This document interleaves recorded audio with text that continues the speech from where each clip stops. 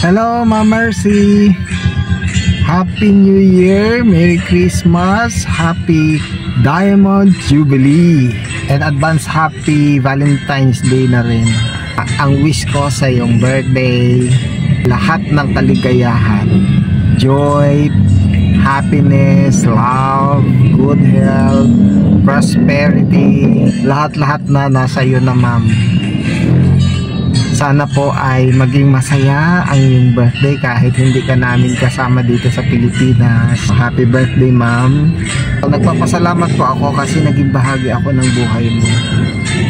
Naging advisor kita nung high school, 4th year, at talaga pong hinahangaan kita sa iyong pagtuturo sa amin, lalo na sa English subject.